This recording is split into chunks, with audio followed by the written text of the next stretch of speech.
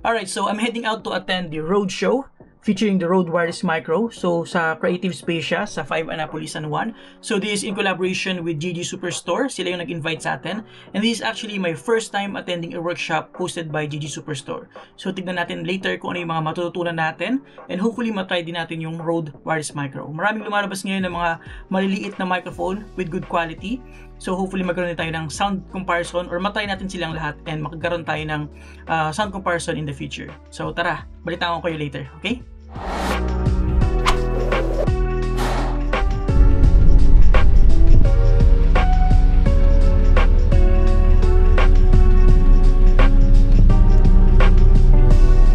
So here are the mga microphones nila dito.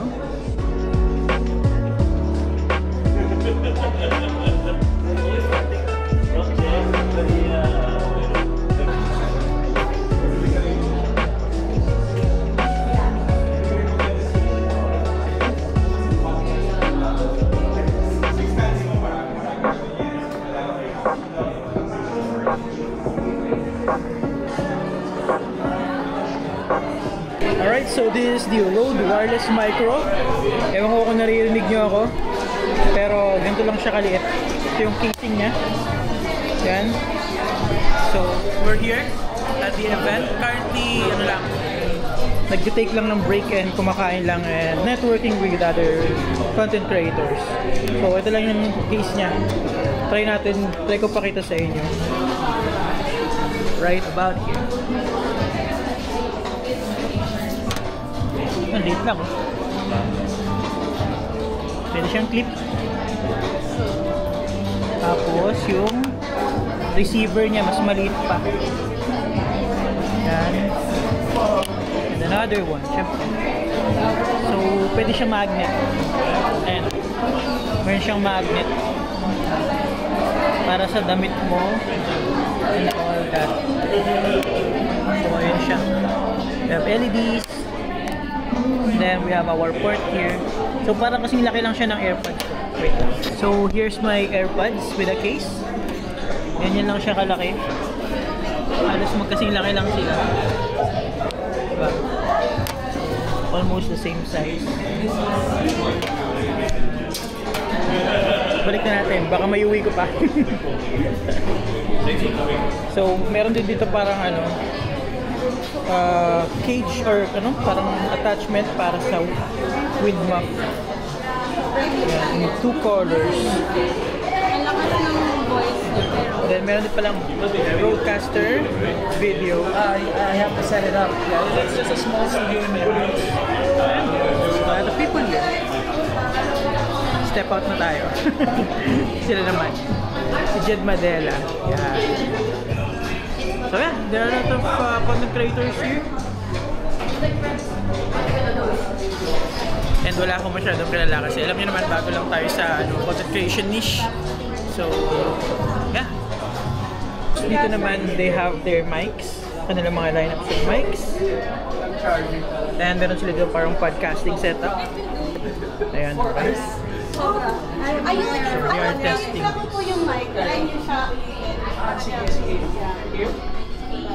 Labas na tayo. Sila naman ulit.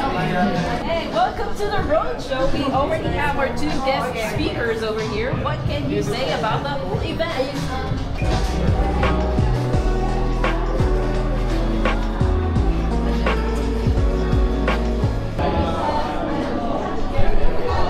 Okay guys, I want to do something like this. Parang gusto kong gumawa ng podcasting setup. Kailangan nga lang ng medyo malaki-laking space sa studio. Ayan. So, ayan. Ano kayang pwedeng topic, no?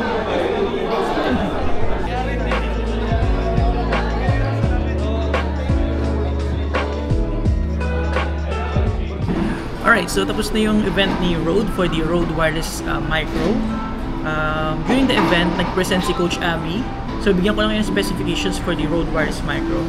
So, yung signal to noise ratio niya is greater than 40 decibels. Tapos, yung recording niya is 24-bit. So, yun yung bit depth niya. So, wala siyang 32-bit float. Which is okay lang naman since compact wireless nga siya, di ba? So, of course, meron mga limitations. Tapos, ang mga connectivity options niya is USB-C or Lightning.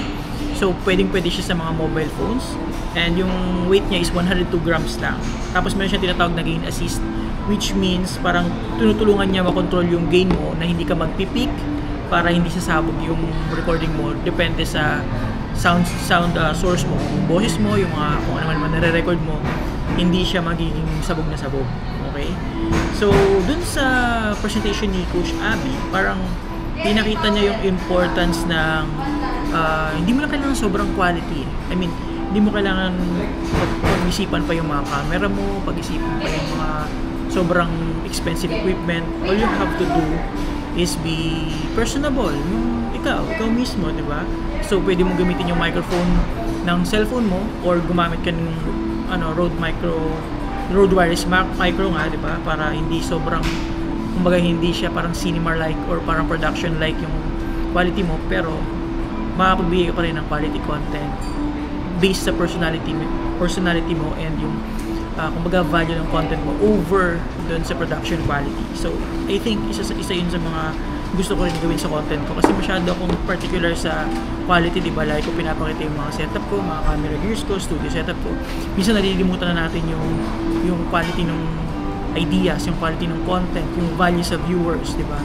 So, I think isa rin yung sa important na factor aside from the video quality or even audio quality. So, yun yung parang nakuha ko dun sa workshop for today's event, di ba? Na kailangan mo magkaroon ng yun yung tawag na quality over quantity, na hindi, yung quality hindi ibig sabihin ng quality ng video production, quality in terms of value na mabibigay mo sa viewers.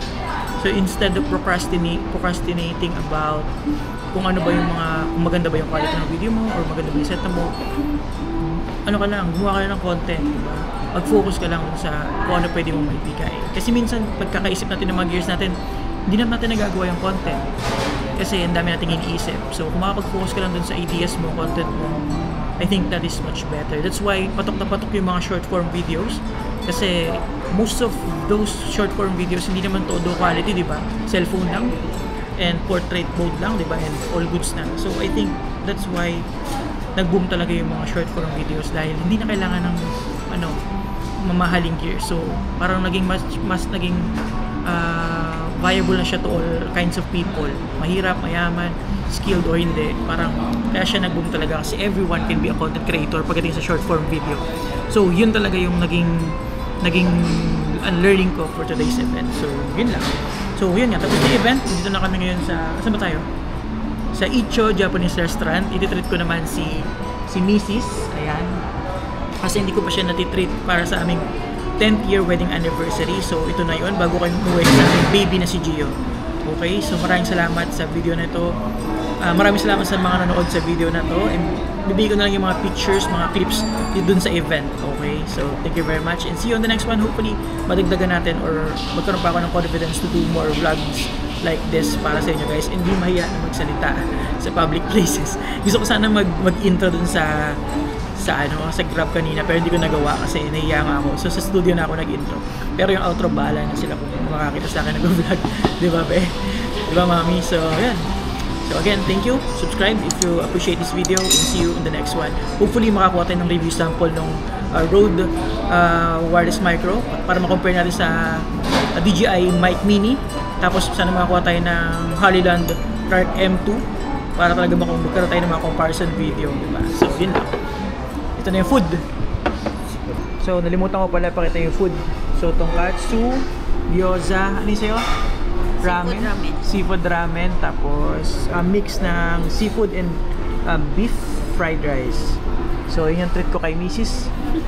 Sinamahan niya kasi ako sa event, pero since hindi siya registered, and hindi naman kasi talaga siya content creator, ako lang talaga yung pumunta. Usually, hindi kami mapag-separate. Lagi ko siya kasama sa event. Pero this time around, I decided na ako lang talaga yung a-attend. Tapos siya, nagala lang siya sa Green Hills. So, first time yun na ako lang talaga yung umattend ng event.